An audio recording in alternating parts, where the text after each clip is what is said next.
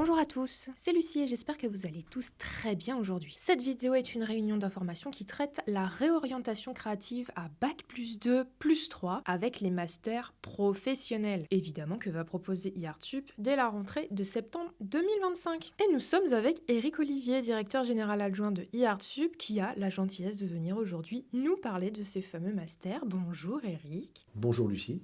Alors Eric, il paraît qu'il y a du nouveau chez IARTSUP dans les masters professionnels pour la rentrée. Oui Lucie, on constate une grande évolution dans l'apprentissage des métiers de la communication et de la création. Là où avant on choisissait un parcours d'études en 3 ou 5 ans, plutôt en formation initiale avec des filières professionnelles bien identifiées, bien balisées, on choisit aujourd'hui plutôt des parcours diversifiés, souvent complémentaires, et ce pour arriver sur des pratiques professionnelles de plus en plus spécifiques et identifiées comme telles à la fin, et qui débouchent sur des métiers de plus en plus multiples, à facettes multiples, de plus en plus interconnectés les uns dans les autres, et qui suscitent de nouvelles façons d'apprendre et de nouveaux apprentissages. C'est pour ça que ces masters ont été créés. Moi, ma question est, à qui s'adressent ces nouveaux masters professionnels? À quel type d'étudiants? Alors, ces masters s'adressent d'abord et avant tout aux candidats qui veulent poursuivre leurs études dans les métiers de la création et de la communication. C'est la cible principale, évidemment. Et comme ces domaines ne cessent de se diversifier tout en se spécialisant, nous avons décidé de proposer pas moins de 10 formations spécifiques, 10 nouveaux masters professionnels ultra spécialisés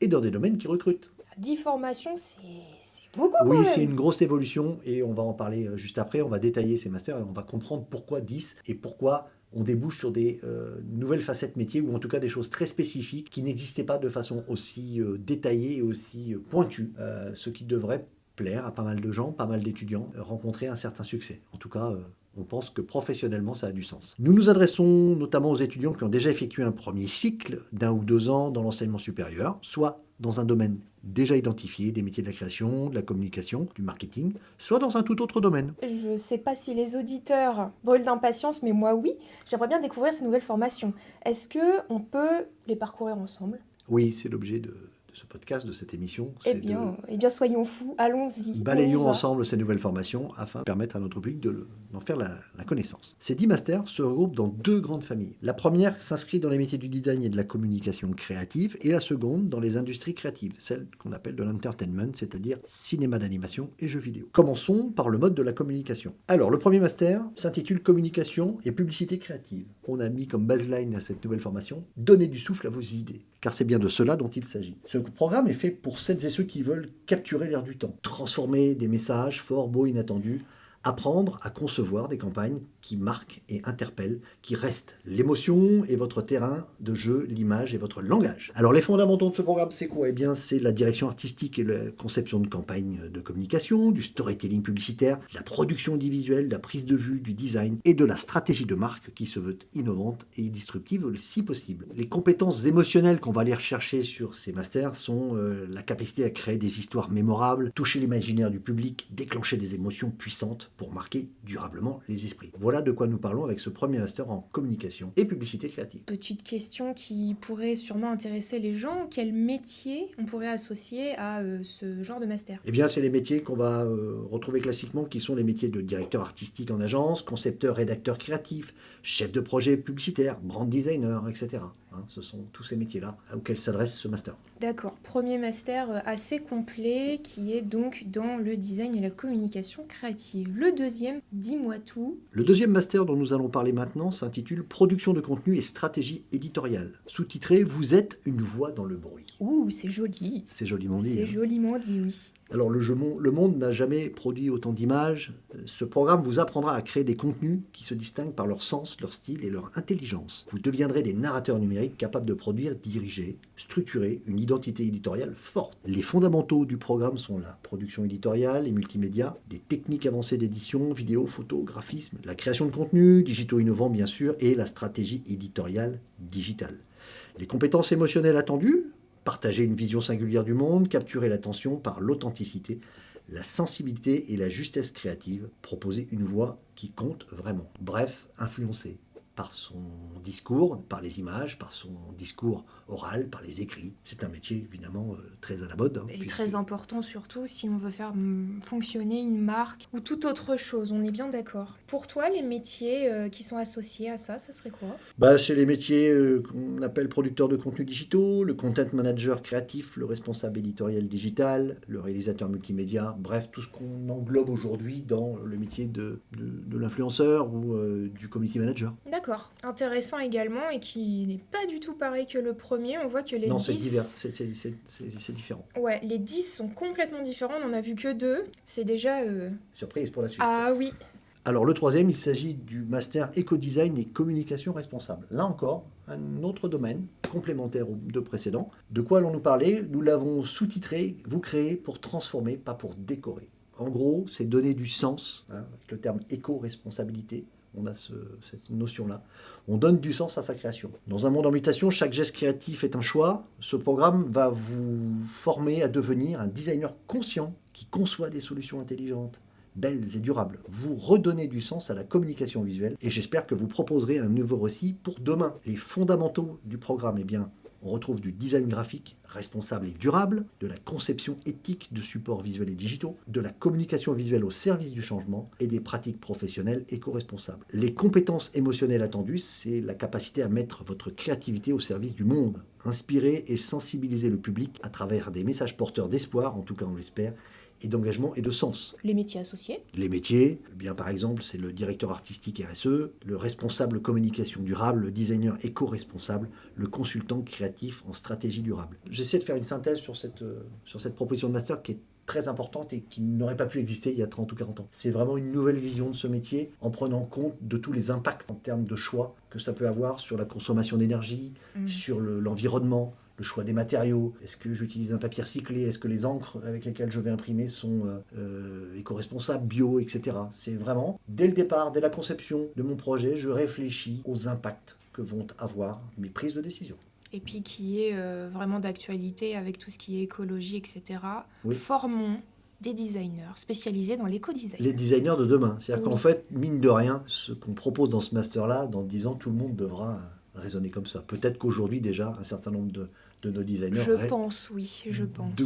devraient raisonner avec ce type de contexte. Oui, comme tu dis, je ne sais pas s'ils le font, mais ils devraient le faire. On est bien d'accord, Lucie. 4e master. Alors là, Lucie, il s'agit de toute autre chose, même si ça reste complémentaire. On est toujours dans le monde du design, de la communication visuelle. Nous avons intitulé ce master « Design expérimental et images augmentées ». Créer sans dessiner, inventer sans modèle. En fait, on entre dans un monde de technique, de bidouille, de manipulation, de contraintes que l'on contourne. En fait, on transforme la contrainte en moteur. C'est la contrainte, c'est la difficulté technique qui nous apporte des idées. L'expérimentation, l'innovation, l'accident visuel qui crée des choses auxquelles on ne s'attendait pas. Ce programme est fait vraiment pour les hackers créatifs, les technologistes de l'image, tous ceux qui ont envie d'explorer, d'hybrider entre intelligence artificielle, narration visuelle, l'image générée, le mapping, l'interactivité et les systèmes en temps réel tels que les logiciels Unity, Unreal Engine, etc. La projection aussi, puisque souvent ces créations sont projetées, on le voit de plus en plus dans les manifestations culturelles, sur les bâtiments, la nuit. La cathédrale de Chartres, je crois. Ça a été fait oui.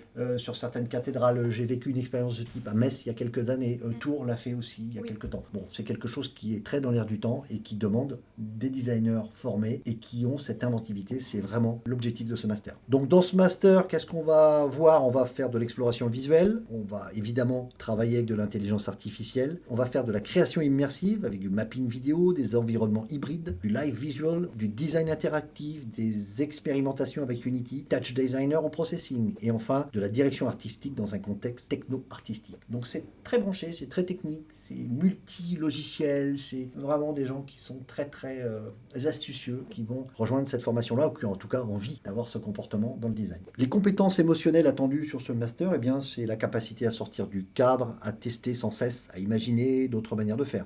Vraiment, de ne pas se sentir enfermé dans des pratiques. Ici, vous aurez la possibilité de donner forme à la curiosité, à votre exploration technique, à l'intuition artistique, très important, pour créer des expériences inattendues et puissantes. Voilà. De l'émotion, du visuel, des effets waouh, c'est vraiment ça qui est attendu dans ce master. Oui, c'est le terme que j'allais dire, c'est l'effet waouh. L'effet waouh. Waouh.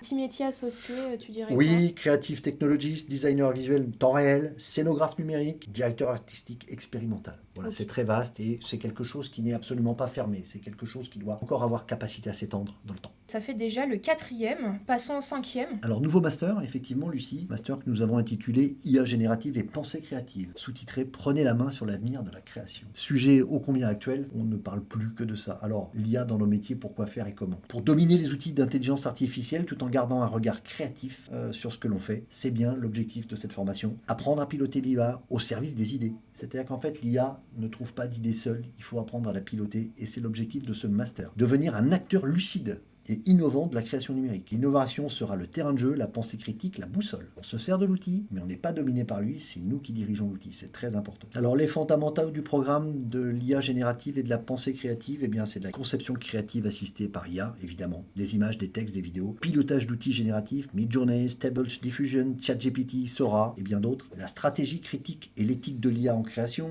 la construction d'un style personnel et différenciant face aux productions automatisées. Les compétences émotionnelles, eh bien c'est la capacité à développer un regard, à prendre du recul, à diriger la machine au lieu de la subir, cultiver sa singularité dans un monde saturé d'images et de contenus standardisés. D'accord. Voilà l'objectif.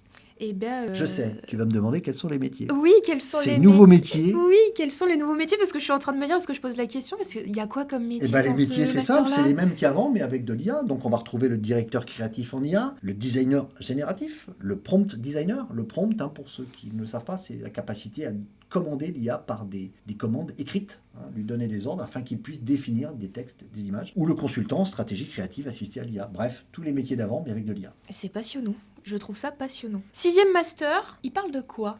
Alors, le 6e master, événementiel et design d'espace. Donc là, on est dans quelque chose de plus classique et déjà connu depuis un certain temps. C'est créer des ambiances, donner vie à des lieux qui racontent une histoire. Donc là, on est sur des choses qui devraient parler à plus de gens. Ce programme s'adresse à celles et ceux qui rêvent de sublimer l'espace, de transformer un lieu en une expérience chaleureuse, sensible et mémorable. Il mêle décoration, scénographie, narration visuelle et organisation d'événements, dans une approche humaine et créative, bien sûr. Les fondamentaux du programme, qu'est-ce que l'on va retrouver? Eh bien, de la création d'univers visuels et décoratifs pour des événements, de la mise en scène d'espaces éphémères ou permanents, l'association harmonieuse de matériaux de lumière, de volume et de la direction artistique d'événements culturels, publics ou privés. Les compétences émotionnelles, donner du style, créer de l'émotion, faire vivre un moment à travers un espace. Les étudiants apprendront à combiner goût, le sens du détail, la sensibilité pour créer des environnements qui touchent et qui marquent. Donc on est d'accord que ce master, il ne concerne absolument pas l'architecture de design ou genre aménager un appartement ou quoi que ce soit, ce n'est pas du tout ça. Ça peut être ça, de façon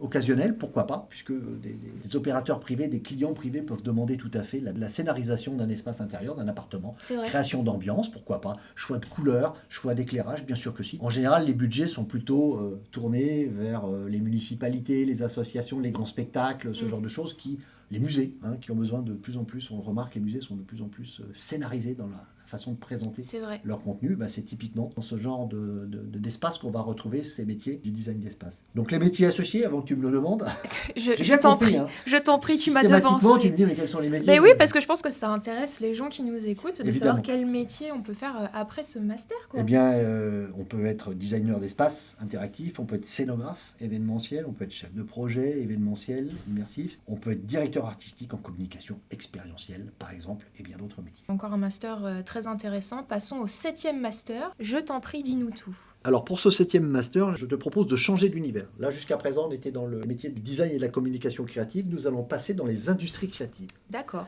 Alors, rappelons ce que sont les industries créatives, c'est tout ce qui nous divertit. Le cinéma d'animation, le jeu vidéo. Cinéma d'animation et jeux vidéo qui ont tendance de plus en plus à se rejoindre dans tout un tas de nouveaux formats. Donc c'est de ça dont nous allons parler, Lucie. D'accord. Donc je te propose un premier master en marketing et stratégie du jeu vidéo. Sous-titré, vous êtes l'architecte du désir. Ouh, eh ben dis donc. Rien que ça. Eh ben rien que ça, oui. Alors, de quoi parlons-nous? L'objectif, c'est de comprendre le public, d'anticiper ses attentes, faire monter l'envie, créer la communauté avant même que le jeu ne sorte. C'est tout ce travail de préparation, ces effets d'annonce auprès des marques de jeux, on annonce. Je crois savoir que tu es une une gameuse, Lucie. Oui, donc je tu suis sais, une grosse il gameuse. y a des jeux qui sont attendus depuis des années. Comment on crée cet effet d'attente, cette montée en pression pour que le produit, le jour de son arrivée, eh bien, soit accueilli et plébiscité C'est par ça. le public. C'était vraiment l'objectif. Devenir l'interface entre la création et le joueur. C'est-à-dire le monde, l'entreprise qui crée le jeu, et les joueurs qui l'attendent, qui vont être prêts à recevoir ce jeu. C'est la partie commercialisation, l'interface entre des gens qui font la commercialisation et un public qui reçoit. C'est essentiel C'est pour une la réussite étude d'un de produit. marché vraiment pour savoir quel joueur va acheter le jeu. Exactement. Donc dans les fondamentaux de ce programme, qu'est-ce qu'on va retrouver comme discipline ? Eh bien, sans surprise, un marketing spécialisé dans le jeu vidéo, de la communication digitale et stratégique plutôt orientée communautaire, des lancements de jeux et gestion des publics gaming, et de l'analyse stratégique des marchés vidéo ludiques. Les compétences émotionnelles attendues, eh bien, c'est la capacité à créer de l'attente, à éveiller la passion, entretenir l'engagement, apprendre et comprendre profondément ce qui anime les joueurs et partager leur enthousiasme. Je ne te pose plus la question parce que tu la sais. Oui, les métiers associés, dis-moi Alors tout. les métiers qu'on va retrouver dans le marketing et la stratégie du jeu vidéo sont tout simplement le responsable marketing du jeu vidéo, le brand manager gaming, le chef de projet de communauté gaming et le digital stratégique des jeux vidéo. C'est un peu technique tout ça, mais les gens qui connaissent un peu le jeu et qui s'y intéressent comprendront et connaissent sans doute les déjà termes, ces métiers-là. effectivement. Le deuxième master que tu nous proposes en industrie créative. Alors, le deuxième master dans cette branche d'industrie créative s'intitule Communication événementielle et streaming. Donc on reste dans le jeu vidéo. Oui. D'accord. On l'a sous-titré Rendre le jeu vivant. Voilà, on ne peut pas être plus clair que par cette accroche. Donc ce programme formera les jeunes à concevoir des événements qui font vibrer une communauté, à orchestrer l'émotion collective. Donc c'est bien à travers le jeu vidéo, le partage du jeu vidéo que cela va fonctionner. On va rechercher à fédérer autour du gaming, du spectacle numérique que cela propose. Et puis créer des expériences immersives où le live devient la légende, entre guillemets. Là encore des publics qui savent très bien de quoi je parle. Le monde du jeu vidéo, le live, Twitch... Oui, le streaming. Oui, le streaming, c'est très actuel. Il y a beaucoup de streamers. Les fondamentaux de ce programme, on va retrouver de l'organisation événementielle, e-sport et gaming, production d'événements immersifs et digitaux, la capacité à des techniques avancées de streaming et d'animation et la communication digitale événementielle aussi. D'accord, donc par exemple, chers auditeurs, si vous connaissez le The Event, eh bien, je pense que ça fait partie de cette catégorie-là. Oui, j'ai un souvenir, moi, il y a quelques années, d'avoir participé à la DreamHack, où il y avait effectivement des compétitions directes. C'est ça. Les compétences émotionnelles, c'est une capacité à générer l'émotion collective, évidemment, créer des moments de partage inoubliables, la capacité à fédérer autour d'une passion commune et surtout ressentir le frisson du live. Le frisson du live. Et les métiers associés à ça? Les métiers, c'est responsable événementiel, gaming e-sport, chef de projet événementiel digital, organisateur de tournois e-sport ou tout simplement stream manager et animateur. D'accord, ça donne envie. Moi, ça me donne envie. J'ai envie de reprendre les études. T'as envie de reprendre les études ? J'ai envie de reprendre les études et de repartir dans des masters, moi. Ça va pas. Si j'ai bien compris, il y a un petit troisième dans le jeu vidéo. Donc présente-nous ce dernier master pour jeu vidéo. Un troisième et dernier master orienté plutôt jeu vidéo que nous avons intitulé Game Design et Producing. Entre parenthèses, conception et storytelling interactif. On l'a sous-titré aussi, vous ne racontez pas une histoire, vous la faites vivre. Donc il y a un véritable enjeu de narration. Là, on va parler vraiment à des gens qui ont envie de raconter des histoires, d'être dans la narration. Inventer des mondes, écrire des règles, concevoir des expériences où chaque joueur devient un acteur. Le game design est un art complet, à la croisée de l'écriture et de la psychologie et de l'interaction. Vous donnez forme à l'imaginaire. Les fondamentaux du programme sont la conception narrative interactive, le game design, les mécaniques de jeu, la scénarisation et le storytelling immersif, le prototypage interactif et les tests utilisateurs. Quelles sont les compétences émotionnelles attendues pour réussir ce master ? La capacité d'inventer des univers captivants, toucher les joueurs par des récits profonds et interactifs, offrir des expériences uniques qui restent gravées dans les mémoires. Effectivement, je me rends compte qu'il y a de plus en plus de jeux vidéo qui utilisent la narration pour transmettre des émotions. Je me remets à peine de... Oui, je l'ai fait très tard, ne me jugez pas, de The Last of Us 2, où il y a un moment, je ne spoilerai pas, mais que tout le monde a pleuré. Voilà. Et ça, je pense que c'est le but de ce master-là, c'est de nous faire ressentir ces émotions-là, etc. C'est ça. C'est là où le jeu vidéo, quelque part, tendance à rejoindre le monde du cinéma, c'est-à-dire qu'en fait, créer des émotions, raconter des histoires, on n'est pas simplement un joueur, on vit une aventure avec d'autres personnages et on raconte une histoire en fonction des choix que l'on fait, tout simplement. Mais de plus en plus également dans les jeux vidéo, on a beaucoup plus de cinématiques, on a l'impression de regarder des films. C'est ça. Et donc c'est ce master qui nous fait tout ça. La question, Eric, les métiers associés? Les métiers associés à ce master sont le game designer senior, le narrative designer, le level designer et le scénariste interactif, par exemple. Et peut-être d'autres métiers. Oui, sûrement d'autres. Finissons en beauté avec le master qui est spécial pour le cinéma d'animation. C'est ça. Dis-moi tout. Alors, on termine par le master, effectivement, spécialement dédié au cinéma d'animation, que nous avons intitulé Production et scénario pour le cinéma d'animation. Sous-titré, vous donnez vie à ce qui n'existe pas encore. Parce que le cinéma d'animation est un art exigeant, sensible, visionnaire, et donc ce programme vous apprendra à penser en images, à écrire pour le mouvement, à produire des récits qui émeuvent et qui font rire et qui font pleurer, bien sûr. Vous serez au cœur d'une industrie qui se veut poétique et puissante. Les fondamentaux du programme sont les techniques avancées d'écriture scénaristique, la production et la gestion de projets d'animation, la direction artistique et le management créatif, et enfin le pitch et développement de projets animés. Les compétences émotionnelles, la capacité de créer des histoires qui touchent profondément, donner vie à des personnages inoubliables, produire des œuvres animées capables d'émerveiller tous les publics. J'insiste vraiment sur la capacité à toucher les gens. Quand on est au cinéma, quand on regarde un film, qu'il soit d'animation ou en image réelle, on est passif, on reçoit quelque chose, et je pense que la différence entre un bon et un mauvais film, c'est la capacité à donner de l'émotion, à créer de l'émotion, qu'elle soit par le rire, par les larmes parfois, par l'effet spectaculaire, mais de l'émotion, beaucoup d'émotion, et ça, c'est de l'écriture. Ouais, je suis d'accord avec toi. La dernière fois que je te poserai cette question, car sont c'était le dernier master qu'on a présenté. les métiers. Les métiers associés. Eh ben, les métiers, c'est très simple, c'est le scénariste de cinéma d'animation. Et je rappelle que le cinéma d'animation, c'est d'abord et avant tout du cinéma. Donc on peut être scénariste pour le cinéma d'animation et un jour devenir scénariste pour le grand cinéma. Producteur en animation, évidemment. Réalisateur de projets animés, directeur artistique en cinéma d'animation. Très bien. Maintenant que tu nous as présenté les 10 masters, j'aimerais savoir comment on fait pour rejoindre ces masters pour la rentrée prochaine. Alors pour rejoindre ces masters, il y a deux possibilités en fonction du parcours précédent du candidat. D'accord. Une première possibilité, si vous avez déjà effectué un premier cycle d'études dans les domaines créatifs, vous pourrez intégrer directement l'un de nos masters. Deuxième possibilité, vous êtes issu d'une